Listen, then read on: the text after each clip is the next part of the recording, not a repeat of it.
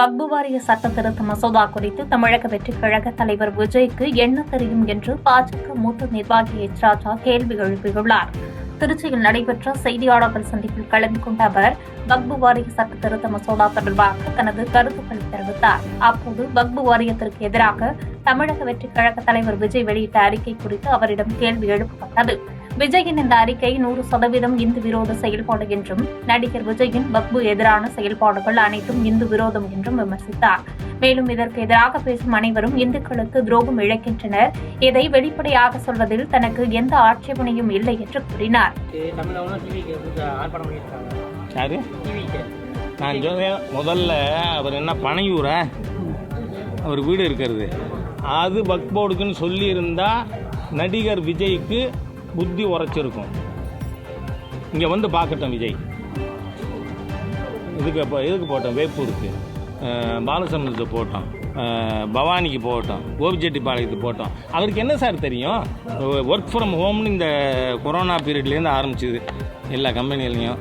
அந்த மாதிரியா is politics also work from home தான். அதனால் வீட்டில் இருந்துட்டு எதாவது பேசிக்கிண்டு அறிக்கை கொடுத்துட்டு இது 100% இந்து விரோத செயல்பாடு. இதில் சொல்கிறதுக்கு எனக்கு என்ன ரிசர்வேஷன்? ஒரு ரிசர்வேஷன் இல்லை. நடிகர் விஜயினுடைய வக்ஃப் சம்பந்தமான செயல்பாடு பச்சை ஹிந்து விரோதம், ஹிந்துக்களுக்கு துரோகம். இதை நான் வெளிப்படையாக சொல்கிறதுல எனக்கு எந்த ஆட்சேபனையும் இல்லை.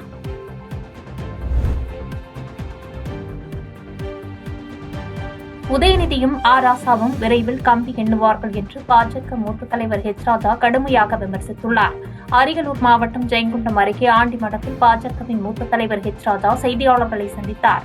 அப்போது பேசிய அவர், தமிழகத்தில் இந்துக்களுக்கு விரோதமாக செயல்படும் திமுக, காங்கிரஸ், விசிக உள்ளிட்ட திமுக கூட்டணியை தமிழக மக்கள் முற்றிலுமாக வரும் 2026ஆம் ஆண்டு தேர்தலில் புறக்கணிப்பார்கள் என்று தெரிவித்தார். சட்டத்தை பற்றி தெரியாத மக்கள், பிரச்சினை பற்றி தெரியாத ஒரு நடிகர் இதிலும் நாடகம் ஆடுகிறார். வெறும் சினிமா நடிப்பும் காசு சம்பாதிப்பதும் ஒரு தொழிலாக கொண்ட நடிகர் அவர் மிகப்பெரிய இந்து விரோத தீய சக்தி என்பதை இந்துக்கள் புரிந்து கொள்ள வேண்டும் என்று விஜயை கடுமையாக விமர்சித்தார். உதயநிதிக்கு எதிராக இந்தியா முழுவதும் பல வழக்குகள் உள்ளன. அவர் சிறைக்கு செல்கின்ற நாள்தான் இந்த இந்துக்களுக்கான வெற்றி. உதயநிதி இந்து விரோத தீய சக்தி என்றும் கடுமையாக விமர்சித்தார். சொல்றேன், பனையூரா அவர் வீடு இருக்கிறது. பனையூர் வீட்டை வக்ஃப் போர்டு கேட்டிருந்தா விஜய் இன்னைக்கு போராட்டம் நடத்துவாரா? வெட்கம் இல்லையான்னு கேட்கிறேன். நான் சட்டத்தை பற்றி தெரியாத, மக்கள் பிரச்சனை பற்றி தெரியாத ஒரு நடிகர் இதுலயும் நாடகம் ஆடுறாரு அரசியல்ல. இன்னைக்கு எப்படி போராட்டம் நடத்துவார் விஜய்? திருச்செந்துறைக்கு வாங்கங்கிறேன்னா அந்த கோவிலை வக்ஃப் போர்டு அபகரிச்சது சரின்னு சொல்லுவீங்களா? என்ன பேச்சு? வெறும் சினிமாவில் நடிக்கிறதும் காசு சம்பாதிக்கிறதவர் வேற ஒன்றும் தெரியாத ஒரு நடிகர் அவர் இந்த சட்டத்தை எடுத்து பேசுவாரா?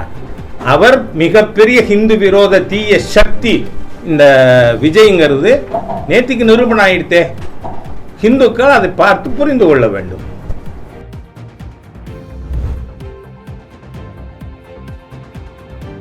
தமிழ்நாடு பாஜகவுக்கான புதிய மாநில தலைவருக்கான போட்டியில் தான் இல்லை என்று பாஜக மாநில தலைவர் அண்ணாமலை தெரிவித்துள்ளார்.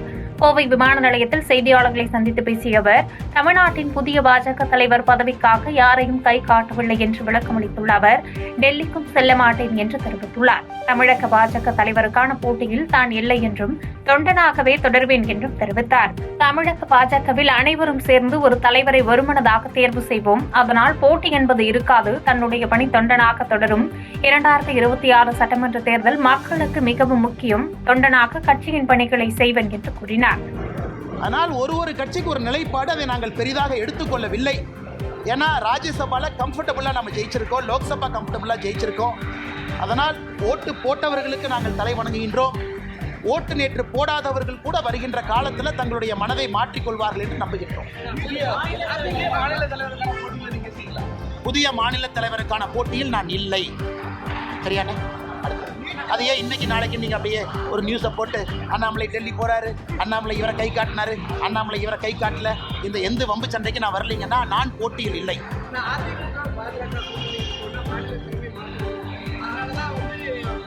ஆனால் அதை பற்றி நான் எதுவும் கருத்து சொல்ல விரும்பலைங்கண்ணா. ஆனால் அதை பற்றி நான் கருத்து சொல்ல விரும்பல. என்னை பொறுத்தவரை இந்த கட்சி நல்லா இருக்கணும், நல்லவர்கள் இருக்கக்கூடிய கட்சி, நல்ல ஆத்மாக்கள் இருக்கக்கூடிய கட்சி. இந்த கட்சியில் நிறைய பேர் உயிரை கொடுத்து இந்த கட்சியை வளர்த்திருக்கிறாங்க, புண்ணியவர்கள் இருக்கக்கூடிய கட்சி. அதனால் அந்த கட்சி எப்பொழுதும் நன்றாக இருக்க வேண்டும் என்று நினைக்கக்கூடியவன் நான். ஆனால் என்னை பொறுத்தவரை புதிய தலைவர் தேர்ந்தெடுக்கப்படும் பொழுது நிறையா பேசுவாங்க. நான்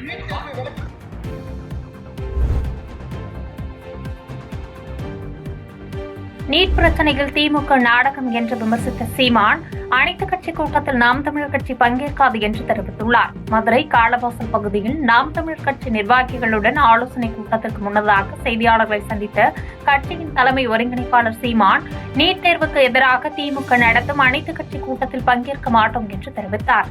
நீட் தொடர்பான திமுக நாடகத்தில் நடிக்க விரும்பவில்லை என்று தெரிவித்த அவர், இலங்கைக்கு ஆதரவாக இருக்க வேண்டும் என்பதற்காக கச்சத்தீவை தாரை வார்த்தனர். தற்போது இலங்கையை முழுமையாக சீனா ஆக்கிரமித்துள்ளது. நாட்டின் பாதுகாப்புக்கு சீனா பெரும் அச்சுறுத்தலாக உள்ளது என்று குற்றம் சாட்டினார். அதை எடுத்து கொடுத்தது இலங்கை. எப்போதும் சொன்னதில்லை, அது எங்களுக்கு சொந்தமானது. வெள்ளக்காரன் இந்த இங்க இருக்கும்போது அது இந்தியாவுக்கு சொந்தமானவன் அதை ஏற்கல, அவன் இலங்கைக்கு சொந்தமானவன்னு கேட்கல. அது எங்க பாட்டனார் சேதுபதி மன்னனுடைய நிலம். அதை அவசர அவசரமா எடுத்து கொடுத்துட்டு அது இலங்கையை தன் கட்டுப்பாட்டுக்குள்ள வச்சுக்கணும். ஒரு பக்கம் சீனா, ஒரு பக்கம் பாகிஸ்தான், அவர்கள் பக்கம் இலங்கை போயிடக்கூடாது.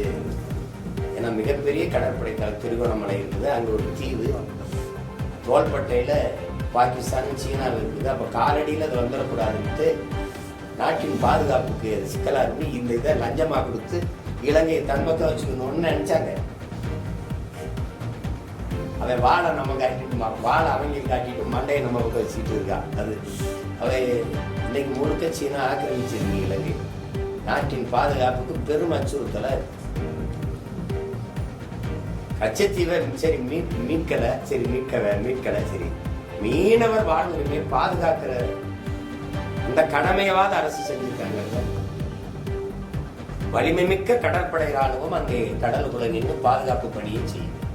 அப்புறம் எப்படி இத்தனை மீனவர்களை அவன் கைது பண்ணியிருக்கான்? இவ்வளவு படகுகளை பறிச்சு ஏழ விடுறான்.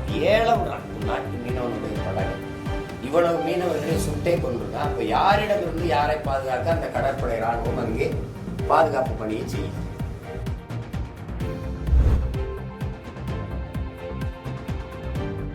கோவையில் தந்தை பெரியார் பெயரில் 7 ஏக்கர் பரப்பில் நூலகம் மற்றும் அறிவியல் மையம் அமைக்கும் கட்டுமான பணிகளை அமைச்சர் ஏவவேலு ஆய்வு மேற்கொண்டார்.